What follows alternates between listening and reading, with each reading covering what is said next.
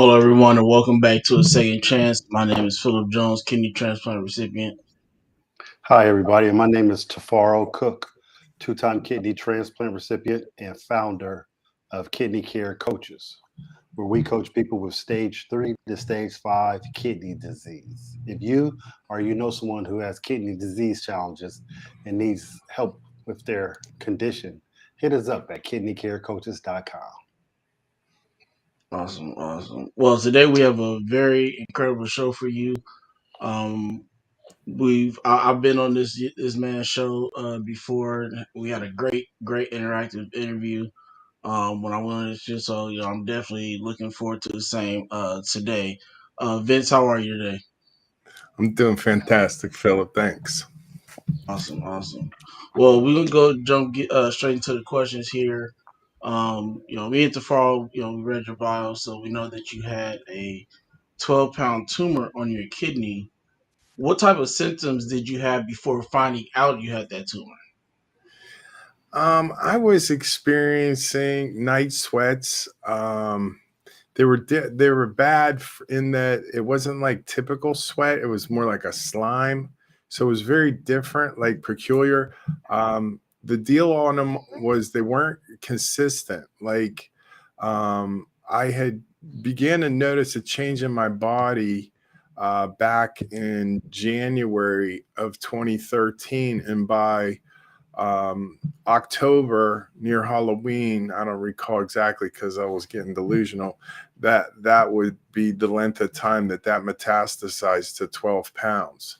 Mm. Um, I had gone to see my primary care doctor from February to, I believe it was the end of June. Like, I'd seen him 6 times. So we were running a series of tests, everything except the CT scan. And I would just go off and on of these night sweats. And I believe um, I was experiencing weight loss and fatigue. And so I'd never experienced fatigue before. And I was just kind of initially, because it wasn't regular, it was just kind of in and out. Um, I thought that I was just really wearing down with stress and so forth. I had a house in San Fernando Valley, a wife and a business, and life collapsed on me. And that calendar year 2013 moved really quickly in that the health declined. I think the level of stress and the situations that played out from that would weigh in, in different ways. Things that I had access to, I didn't have access to anymore. And then life changed, and so did my health. So during that time, the sweats would happen, and the doctor, he basically said I was anemic. And I thought, Mm. at the time, I'm 51 years old, and I'm like, 51-year-old males aren't anemic. That's like there's Right. something else going on there. That's like an unusual diagnosis you gave me. And Right. we had conducted pretty much, I mean, every type. We did blood work, uh, we all types of X-rays and so forth, but everything but that CT scan. So that's how I would wind up actually going to my workers' comp doctor and collapsing on the street. That eventually in October then took me in for me to find out that that's what that was. That's wild. So even the X-rays didn't show any of the size of the tumor or nothing like that. It was hidden. No, apparently the X-ray doesn't pick up that. I guess the different types of X-rays or scans that they perform will pull different areas. It's kind of funny because now where we are in 2022, it almost seems prehistoric that they wouldn't have a scan or a Right. typical X-ray, and you're seeing in areas of the medicine that we're really behind. The technology hadn't played in so much this far. But no, it didn't. I mean, he pushed on my area just below my rib cage, and the tumor at that point was so large it felt like I got hit in the groin. So Mm. um, he got my attention, and so he's like, "Did that hurt?" And I'm like, "Oh yeah." And then because was for workers' comp, he just sent me out of there. Like, looking back, that I believe he should have told me to go to the doctor or go get scanned. Right. and being a second opinion, actually, because it wasn't my PCP. But Mhm. so I would go and the workers' comp thing would play out, but in the meantime, I wound up in the hospital where in West Valley, uh, they were basically telling my family, my siblings that came out when they heard the news that I had cancer, to just make me comfortable and take him home. Um, the situation with that was they didn't have the higher equipment. So they did what's called a local scan. So it only took like my abdomen. They asked me where it hurt. So that's where they scanned where I said it hurt. And the tumor was so large that it went outside of the frame of the scan. Man. So Wow. that's where they were like, well, we don't have the capability to provide an operation or whatever this guy's going to need. So they were prepared to let me stay there to just basically pass within what they were saying, maybe 30 days. Mm. So the story rolls over. Then my sister and my brother had come out from Pittsburgh, and if they don't come out, I die in that hospital. So it's explained to them because at this point I had lost. I was about 225 pounds, and at this point I was about 163. Whoa. I'd Wow. lost about the first 48 pounds through those night sweats. So it's like, but that really accelerated in that last 3 weeks. It picked up, and then it was like it was just basically eating my flesh. So they get word from the nurse in there that it's like, if you're going to give him a chance, you got to get him out of here because we can't do anything, but we can't discharge him based on he has a pre-existing condition. So they discharged me, and she says, take him to the nearest hospital. And we asked, what would be best for my condition. And they said either USC or UCLA. So we go from West Valley and San Fernando over to UCLA Wilshire. It's the next closest. So we cut through Topanga Canyon. That was the area I was familiar with. And we got over there. And at that point, I probably only had about a 30-minute window a day where I actually had some energy. The rest of the time I was having the sweats were going, and I was getting shakes where I could not control my body, and I would just shiver literally for hours. So no So, appetite either? No appetite or nothing like oh that? no, I was really in the level of fatigue that I had. It was like it was overcoming me so much that I was just focusing on trying to keep my head. Right. I Right. knew my body was fading. It was funny because when he came in and told me that I had cancer, and I was like, man, I knew it was something bad. But he's like, look, he's like, you okay? And I'm like, well, yeah. Cancer doesn't happen to people like me. That happens to somebody else. So Right. he's like looking at me. I just saw a tumor that didn't even fit in my skin. Oh, you definitely have cancer. You have cancer. So he's thinking I'm like completely delusional. This guy's like losing his mind. He's as sick as he can be. And so when we got there, that tumor had taken over. So they took me in. I go to the basement, and the following day, I get a bunch of emergency scans because my vitals were pretty bad at this point. And I'd probably, that 30 days they gave me, a week of it was already spent. So at UCLA Wilshire, the student school, there was like Yeah. 3 or 4 sets of eyes looking at you all the time. So it gave me a level of comfort that if they had the ability to save me, these folks could. Right. So the first day is all scans. I go in for a CT scan, I get a bone scan, I get an echocardiogram, that like probably 6 or 7 tests, and then I get an MRI, full body. Never had an MRI before, so that whole idea of like somebody was playing a dirty trick, putting me in a chamber where there's trains and high-end equipment. I was like, oh my word, I'm gonna go nuts. That was, I think, an older machine. It took an hour and 45 minutes. So I talk about delusional. They were pulling you out every 20 minutes going, how you doing? How you doing? I was like, I'm Yeah. out of here. And I'm like, I Yeah. have no idea what's going on here. Right. But they Vince, come back. Vince, let me ask you something real quick. And for the tumor to grow like that, I'm just using the knowledge that I have. It must have been taking the blood supply from the kidney and it was feeding the tumor. If am I correct on that? Yeah, that's what we would find out with these Okay. scans. So being that they got the full thing, it had clotted basically, and it went up my vena cava, and you said the blood, it was going from my heart. So when they get Mhm. the full scan, they're like, he probably does have less than 30 days to live because the tumor was about to suffocate his heart. It was 80% Right. blockage of the left ventricle in my heart. So the tumor at that point, while I was losing the weight so quick, was feeding off the blood of my heart. So Right. he was like, we could come back in here and you could either suffocate, and or the tumor grows large enough to just stop your heart from beating. So it's like, we know we have limited time. And they would begin to pull a group of doctors together because at this point, now you're talking a double operation. They're going to Right. remove my left kidney and my adrenal gland, and then they're going to what they do, a cut and scrape or a cut and suck procedure of Mhm. pulling this encapsulated cancer tumor up off the back of my heart. So I end up getting 12 or it was 8 doctors and then 3 anesthesiologists. So it was 4 cardiologists would perform open heart surgery and take my heart out of my chest for an hour and 25.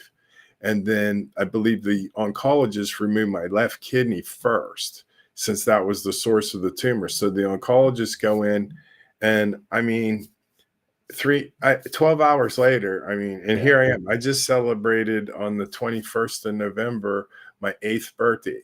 With my heart out of my chest that long, I took it as a rebirth. Right. This is what your show, a second chance. Yeah. I'm legit on this one. Straight up. So to listen to this and then find out that they're recording it, you're becoming one of these observations of the doctor's students of how this procedure is going to work. And this gentleman, Dr. Chamey, comes in and he's just got perfect line of thinking. And he's like, this guy's got it all over. We need to give him a chance and he actually goes into a baseball reference of you just need to get a man on base to give him an opportunity to try to heal again. But it's like, this is what we're going to do. So he had a game plan. He pulls his friends together. I'm told 2 of these 8 doctors left family vacations to come back and be a part of this surgery. And it's, they go 5-star on everything. Like I Mhm. get sent away. I'm put in a hotel for the 4 more days. So now I'm somewhere around the 23rd day from the time they said it, I'd have 30 days to live. So you're in a bit of a panic from this, like, I'm getting weaker by the day. Whew. Like that window of a half an hour is maybe down to 10, 15 minutes. So it's like, Let I'm me ask you something. Let me just stop you right there. Let me just process this real quick. This is a lot going on, and I know because you're going through this. What was you going through mind wise? You're a day 23, and they say you have 30 days. What was you thinking when you were all alone by yourself? How was you processing this? You have a family, you have a wife and kids, and what? Tell me, man. Let's go deep At into that this. point, I didn't have any children and I was Okay. divorced. Okay. So on that side of things, it was probably a lighter burden. But I did get support with my brother and my sister. My parents came out too. They was basically thinking this was be the last time that they would see me. Right. So Right. the core support for me was there.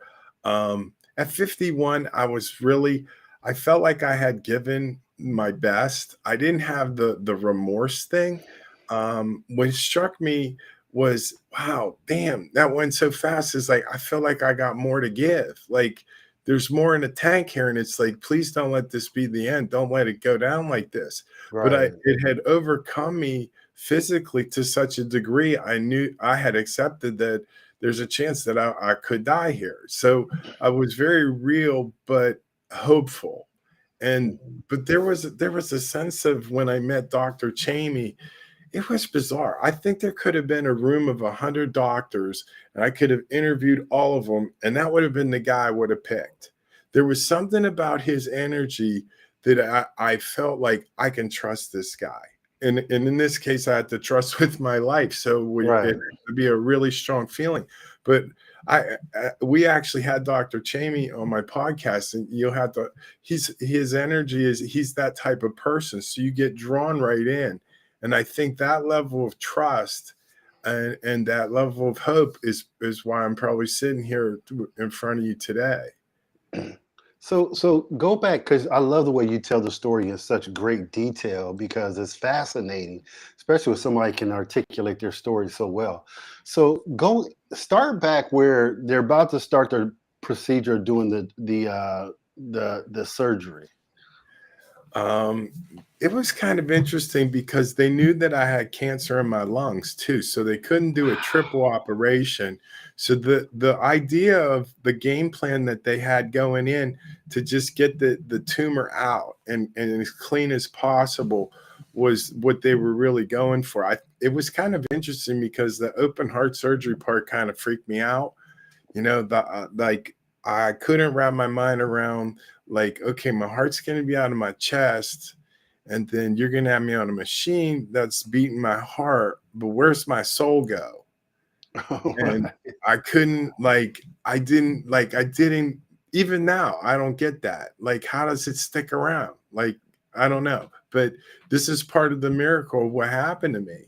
So, when you go in there, and I felt like, I think that this can work out. So I go under, and I mean, there was a stairwell, and a black drape in front of the stairwell was the last image that I would see, or I would remember, going out conscious. Surviving the operation on the other side, I had no idea, because I was just hoping that I would.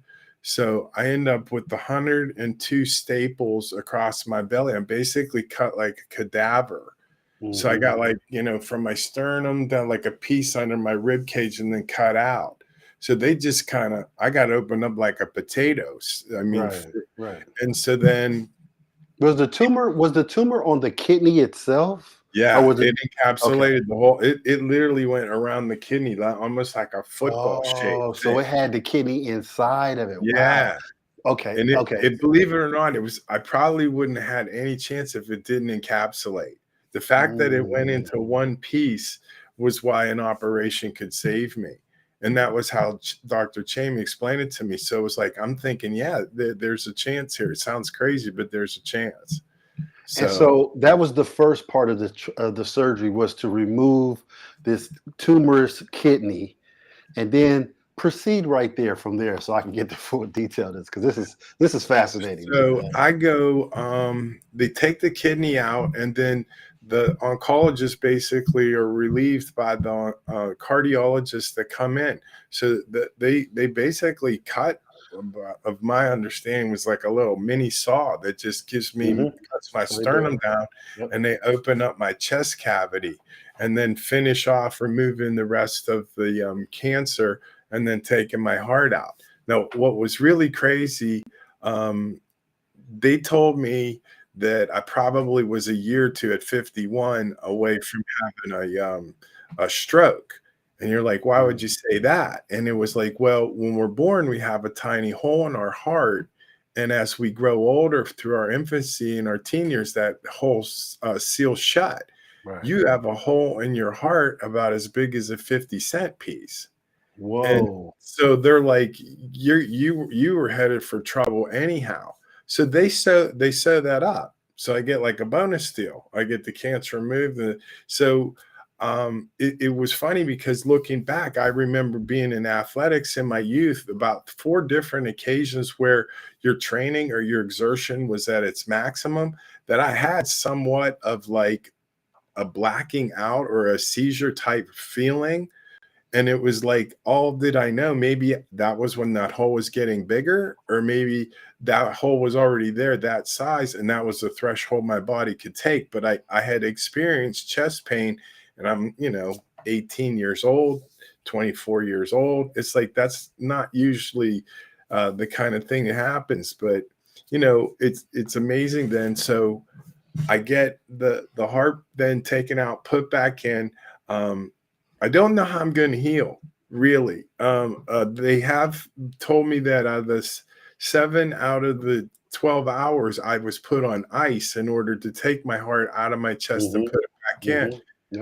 To the day, I still have pretty bad neuropathy in my feet. Like there was damage more from the operation than I think the cancer left. The cancer's just scars. Right. But so there's ailments that I have. I get up and I have a routine to work on that every day. But the part that gets crazy with this now is after this miraculous operation, they realize I'm going to survive. Is you still have cancer in your lung, and this is, you know, how fast this cancer metastasized, and it's sort of like at this point a double hinge door. So it's like I had a whole calendar year of losing weight, not knowing what was wrong with me. I was going to go through the other side of this going, well, you've got to try to hold on, but you do know what's going on. You know you have cancer, and you know how quickly it moves, and how are you going to manage this? So the pivotal point was UCLA wanted me to stay. They wanted me to be in a clinical trial. I didn't have the resources because part of the reason I was sick was my resources and level of life collapsed. So it was like, I can't really manage staying here. I don't know how I'm going to be able to get to and from, you know, doing the trials and the testing and getting medication. So the option was I'm going to go back to Pittsburgh where my family was. And it was like, if I'm going to pass, I'd rather be around friends and family. Right. So biggest concern was coming back was getting hospital coverage, because now I was going out of state, and Pennsylvania didn't have the same state medicine that California did. So I got to get care on this lung as soon as possible. So it takes 90 days to get covered. And UPMC, when I contacted them, they had actually, UCLA reached out on my behalf, and they would be the best cancer care for me at Hillman. So it didn't take it. It was 90 days. So there was a mix up. I don't know exactly what happened, but they get me in there, get care, and they're like, they go and see me, and I was concerned because I didn't going to have 4 sets of eyes. I'm going to have one gentleman, Exactly, and I'm not sure they're going to be capable to take care of me or help me through this. So Vince, Phil has a question right now. Go ahead, Phil. I just want to know: did your physician state the development of the tumor on your kidney? If it did it grow rapidly, or did it grow kind of in slow stages? How did that go? Well, the primary care doctor never diagnosed that I had cancer.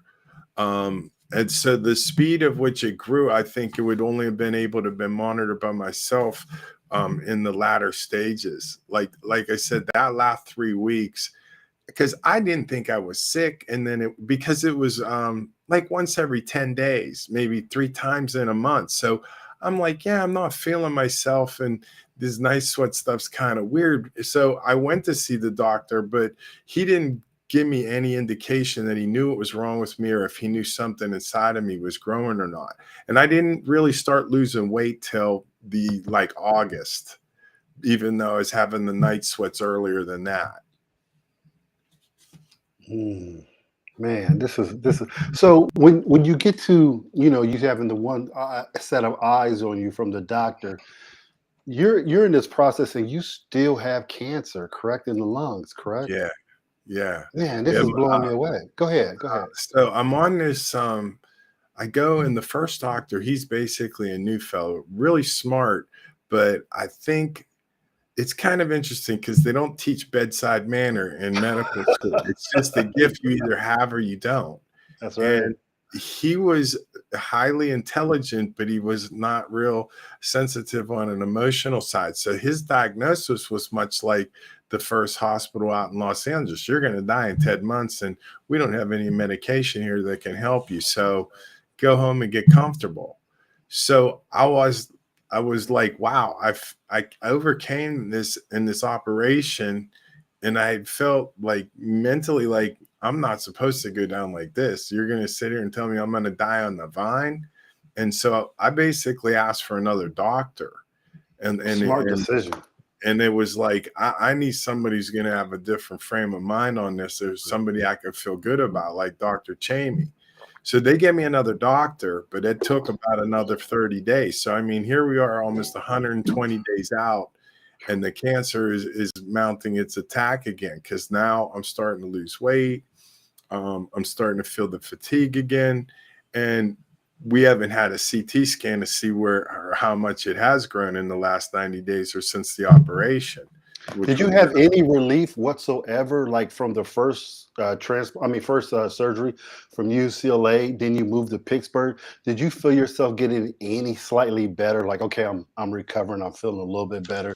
Then Initially, I felt really good. Like once I was able to get up and start walking, that was a long process in itself.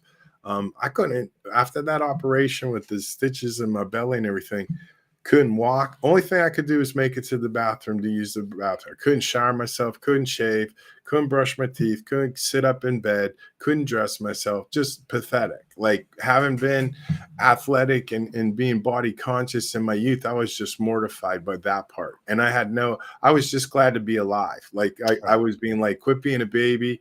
You should be glad you're alive and just take what you got right now, because this too shall pass. I would be like talking to myself like that.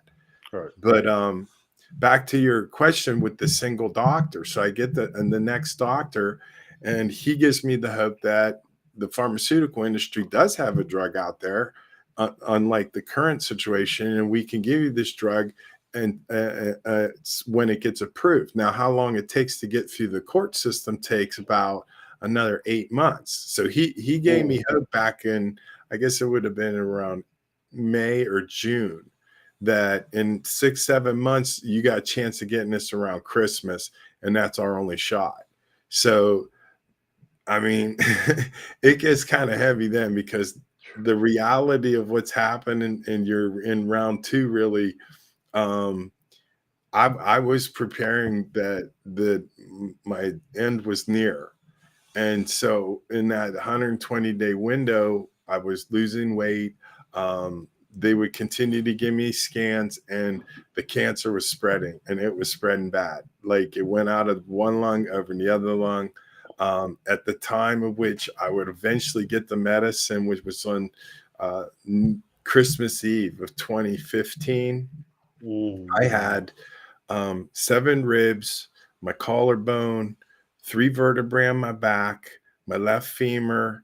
It went into my pancreas, it went into my other kidney. So it basically went into soft tissue and hard tissue all throughout my body. The only thing I don't believe it touched was my lymph nodes.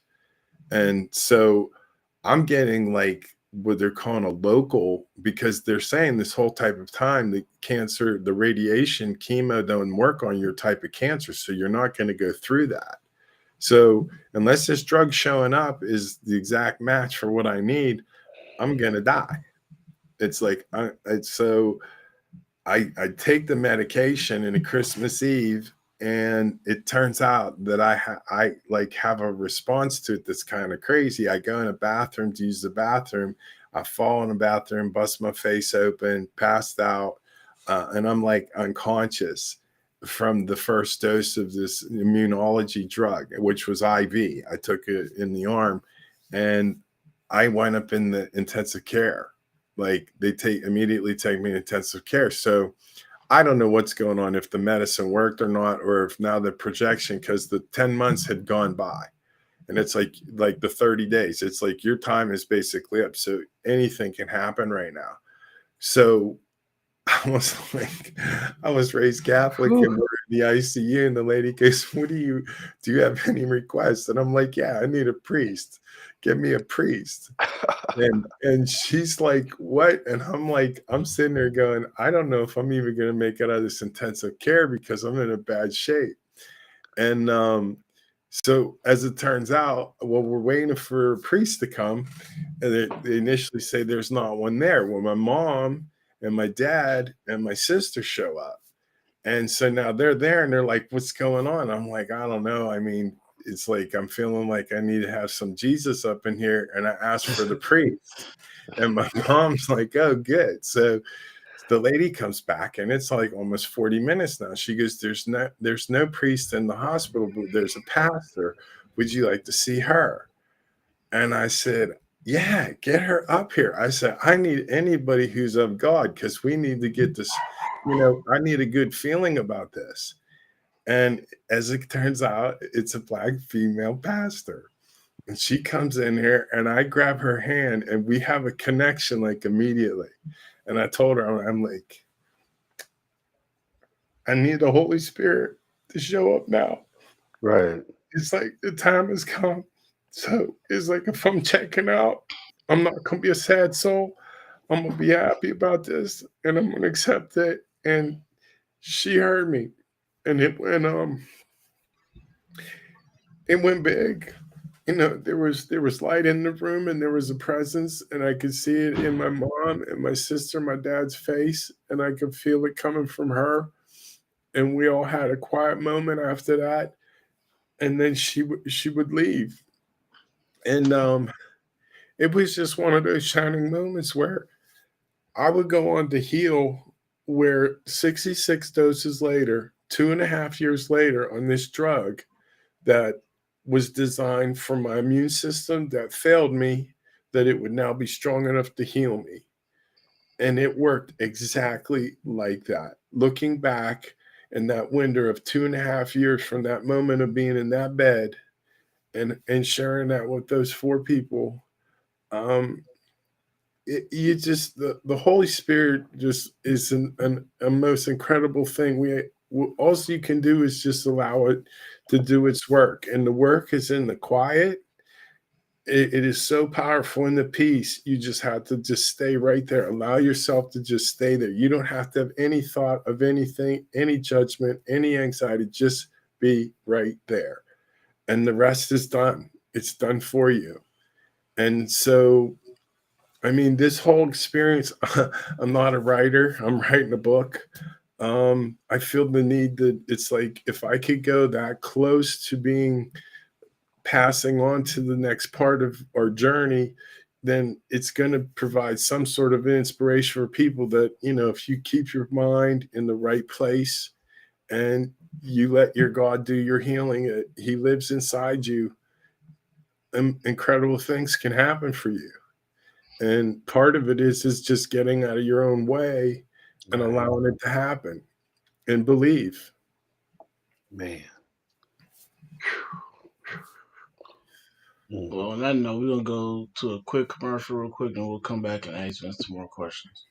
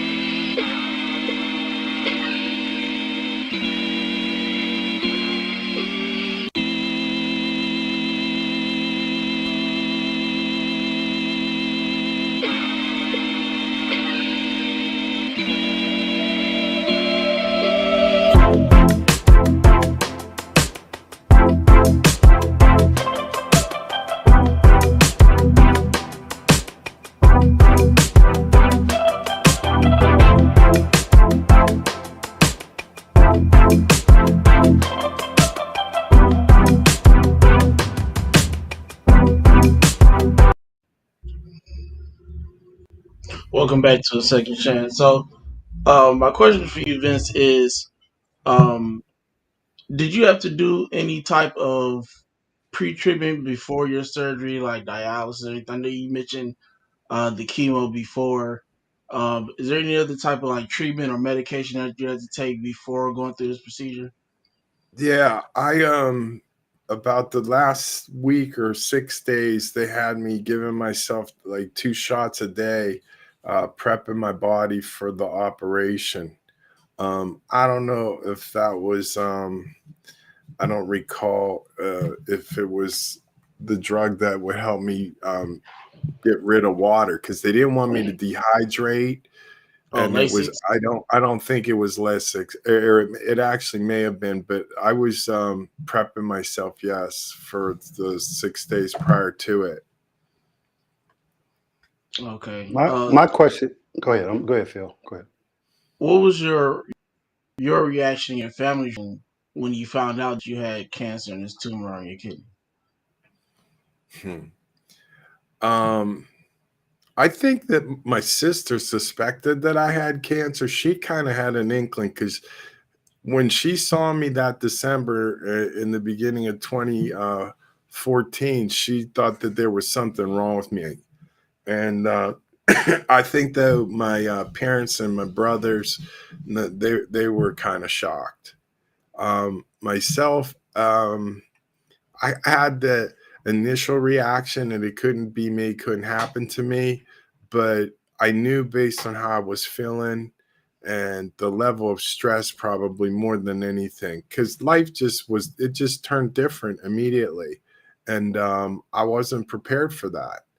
And so I was just I think the idea of having played athletics and things in that nature where you kind of go and just get tougher, go back out there kind of thing was my mentality moving forward. It's like I can manage this. And it's funny when you're in your youth, you can because you're stronger.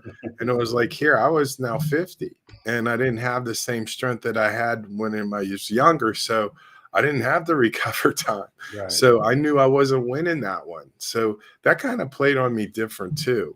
Um, when you don't have your physicality or your ability to manage life, like I was starting to lose my dexterity. Like somebody was my size, you don't have a hard time balancing and bending over and standing up. And these things were beginning to become a challenge.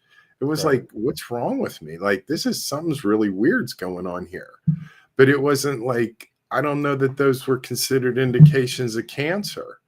You know what I mean? Right. Or for whatever reason, you can get short of breath. And it's like, nothing really happened other than I was stressful in my head. But it was like, again, that's how life was rolling out for me at the moment. So I think all of that kind of stuff weighed in on weakening my immune system. So I was just kind of getting chipped away at from different angles. And I don't know. I really felt like mentally, I can stay in here. I can handle this. And it was much greater challenge than I would ever imagined. Right. Let's go back to right after they give you this medication. What were the first signs? Because you said this cancer went like to the other kidneys, to the lungs. It started spreading. What was your first signs of, okay, this is working now? You might have got, I'm talking about from the physical standpoint. Now, the doctors might have said it was working and everything, but what was your first signs? um, I thought initially it was like if this is working and I'm passing out and when I'm in the ICU, I can't imagine what it would have been like if it didn't work. So I don't know. I think the fact that I was kept waking up at that point, like, oh wow, I'm still alive. It's like I know where I am. It's like it's not a good situation, but I'm awake. And Right, right, for right. some reason, that I think those sort of little wins, it was Hmm. like as long as I keep sticking around, and when I would get well enough to get out of that ICU, my older brother Jim, he really reinforced that. He's like, "Look, you got this. You can hang on. You just hang on. He told you what's coming. you can do it. So that support right there is priceless. Because I mean, on your emotional injections like that, that's what makes life worth living. But that also Agreed. what keeps you alive. So I couldn't be more grateful to have been in the situation, to be around my family at that point. I totally agree with that. You know, my second transplant was at John Hopkins University, and they did a documentary on it, and I had to go through plasmapheresis. And I understand what you're saying when you wake up and you have this glimmer of hope, and that's what you hang on, like you said. And then when you have somebody there telling you, coaching you as well, like, hey man, you can do this. You Yeah. those little small little things you keep hope and holding on to. I can totally relate to those. Yeah. And like you said, the small wins. Okay, I can have a bite to eat. Okay, I can walk to the bathroom and feel my balance coming back a little bit. Okay, I can, sit up today. All Oh, these things that people take exactly. for, yeah, all these things people take for granted, that you are like being blessed. Like, okay, I had 2 days in a row I didn't throw up. All these things Oh are so, you know what I'm talking about. And so yeah. these things are special, and you build off these small wins. We might have a setback here and there, but you build off them. And I love, you telling your story like that, because people don't understand sometimes that you have to fight to get these little wins. And these are the building blocks of you Uh-huh. getting better. I got to share with you, when I was after the operation, I had the stitches removed. They let me leave because the operation ended up at Ronald Reagan. Okay. So I didn't even do it at Wilshire. They transferred me again one more time. But there was one gentleman who I never knew his name, never saw him. And he was an incredible inspiration to myself. He probably didn't make it out of that hospice, but that man would get up, and I had a walker. I mean, he made his way out of a wheelchair while I was there, and he had a walker. And I mean, he had way less chance of walking than myself. And for one other reason, I would see this man, and he was out and walking every day before me. And I was like, that man is motivating the hell out of me, and he don't Right. even know it. And it's like his spirit and his courage to get up and go. Like he has no idea. I never met him, and his actions were this incredible inspiration to me that I would eventually get to the point before I left there where I was actually just getting out of using a cane. So I was back vertical, but I mean I came in with a wheelchair and went out with a cane, and so I was grateful to see that man every day, because it was like, oh, that's right, he's on it. I got to get on it, and he would go 3 times a day. I was only going twice, but he motivated me to that degree. Just it's incredible what the human spirit is capable of, and when you have the will, amazing things happen. So it's like, never count yourself out. Just Right. I mean, you don't realize, because my sense of when I was really that sick in the beginning of it, I was thought to myself, wow, how low can you go?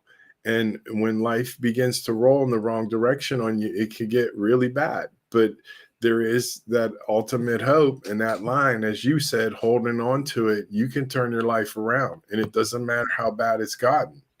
You can do it. I So totally agree. I totally agree with that, man. That's remarkable. That's what you said is remarkable, because I feel God works through us like that. When you saw that man, getting up every day doing his thing, he wasn't looking for no fanfare, but you recognize that. And that's the God in you. When you see that, and it inspires you, like, hold on, man, this is inspiring me.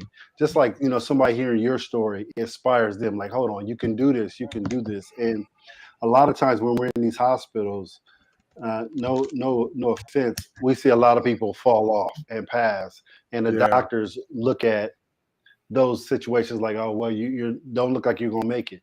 But the will to live is uncanny. No one can say what's gonna happen to you until you say it, and until you make the exactly. final decision. Like, You hey, do. I'm gonna be here. I got work to do. Just like you said, you had that spark, and I respect that. You said, hold on, I'm not finished yet. I got some more things to accomplish here. And that's that life spark that you still have. Even though it's going downhill physically, your spirit can take over and overcome these things. And I respect that, man. You're 100% correct. That's big. That's big. It was. It's like I think that's like when I met Philip, and you want to extend that because, as you said, that spark is what we're all here for, and that's one thing that's unique in all of us. We're bonded together from that. So it's like we play off of each other and we don't know it, but that's how it is, and we should be grateful it's that way too. Yeah, because we all need help. Exactly, and I love that you. I love that you said that we play off each other because, again, no, you never know who's here to do what. You never know how God is always working through some kind of angle that you never will expect. When I was at Johns Hopkins, man, I was going through all these treatments. My day looked like plasma pheresis for 2.5 hours, 4.5 hours of dialysis, and then 2.5 hours of this medicine called Cytogen, where they had to give me. And this guy, he would will me. He would will me. He was like, and he would come into that room. And this guy always was just cheerful, man. He was always happy and, hey, man, what's up? And so he would just brighten me up just to be around, and I'm going through all these things, but just seeing him and talking to him, it inspired me. Like, man, I want to get cheerful too. I need that in me. And that's that spark that he was giving me.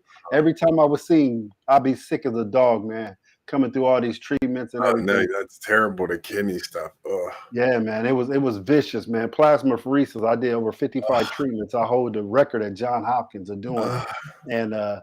And it's unlike dialysis. Plasma pheresis is painful. People don't know it's painful when it's pulling that plasma out your body.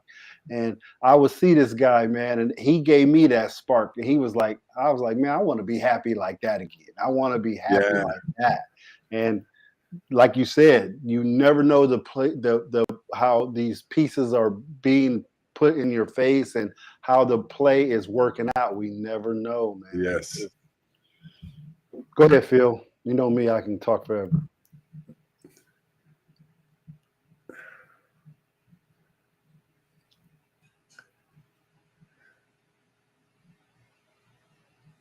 Phil? His mic's not. I think it's muted. Are you muted? Yes, I am. Okay. So, what was your reasoning for starting the Leave Your Mark podcast? I think that it was like the reality of we all go through something that's going to change us. And it's like mine was cancer. That's just how it had to happen for me. But there's something that's going to cut us to our core on an emotional level. And it will definitely grip you. But it's for that intended reason to redirect you. Because it's like you have many journeys in life that you can take. But if you take the one that's in line with your creator and allow that to form, like that, you hear this all the time, the best version of you. So it's like, how good could you be? Could you be a champion? Do you have it in you? And it's like, we all have it in us. And it's like, are we going to tap it? Are we going to have the will to live through what it takes to be that best version of ourselves? And I think we're in a really wonderful time right now in this information era and this ability to share. You said you were in Tampa, you're in California, I'm in Pittsburgh. And it's like, look at what we get to come together and co-create here.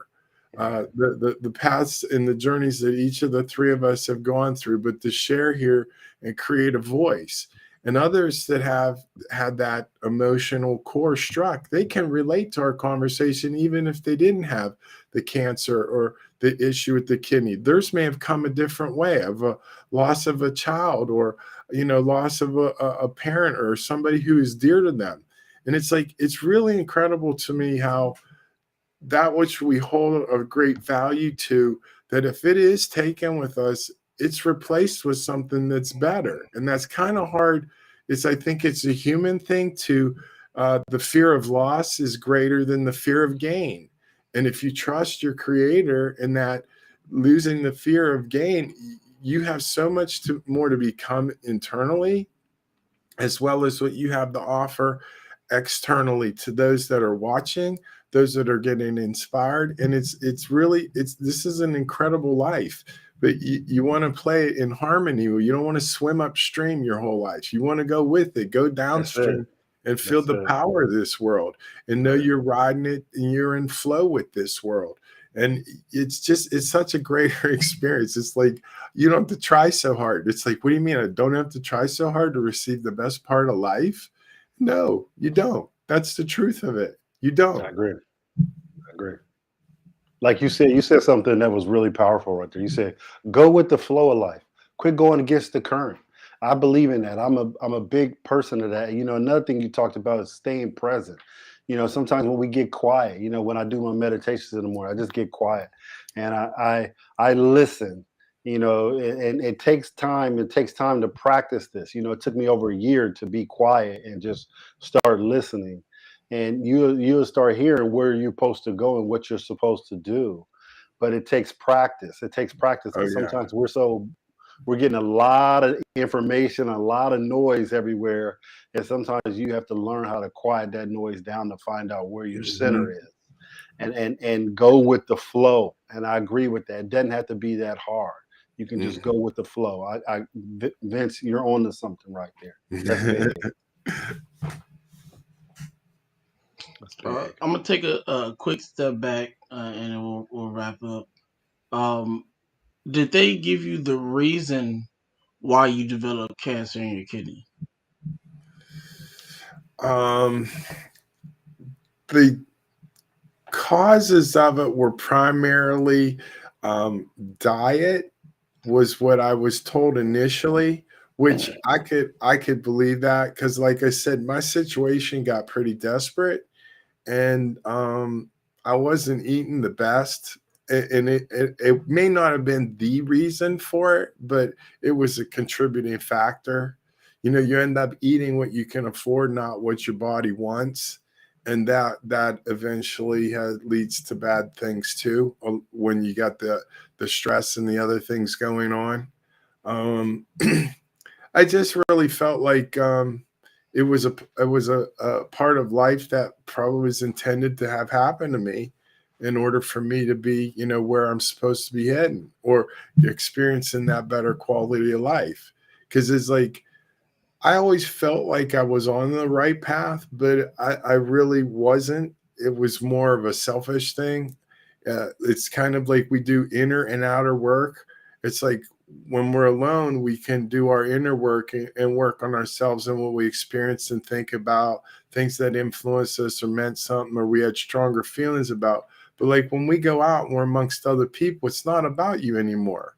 That's where you're going to get your lesson. It's who's in front of you and what they say. Because like he mentioned earlier about, you can learn anything from anybody. I don't like rule out a child or an old person. Anybody is capable of feeding you what your creator wants your ears to hear. And when you're referencing being present, again, life takes on a different level of meaning. You're picking up these little treasures every day that just fill you up. And that money can't buy that stuff. Money doesn't buy wisdom. It's like experience creates wisdom. And when you begin to take life where, hey, what's next? Who's going to send me the next message that's going to help me where I need to go next? And when you go in more of like you're in a seeking mode and you're enjoying this, again, your energy is different. What you attract's different. You don't experience anxiety and stress. Those things kind of just roll off your back. So your mindset is really everything. And in my case, to start this podcast, I realized that was a mindset shift for me. And that cutting to the core, and it was like, okay, let's get other people on here who've had these experiences that were misfortunate and how they recovered from it and what they did. And it's turned into something at this point that I feel privileged to be able to talk about. And after going through what I did, I feel like I'm qualified to talk about it. Oh, you are. That was a big deal for me. I mean, my primary in my career, I was a brick and mortar guy. So I'm closing in on 60 here now. The 10 years went by just trying to get through this cancer. So life happens quickly.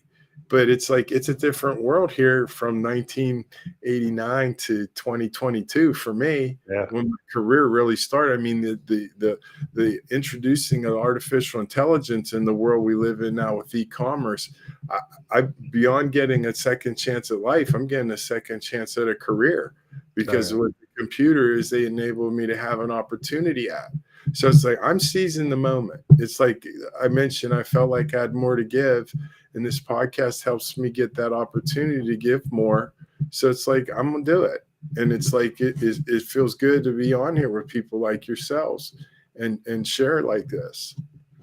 Yeah.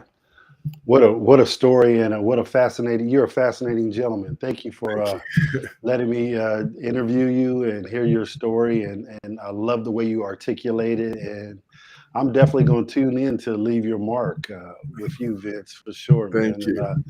I wouldn't mind getting an interview from you as well, hearing my story, because I Yeah, have that one sounds for like you. a good idea. We need to Yeah. get Debbie over there, Philip. We get Debbie in touch with him. Yeah, definitely.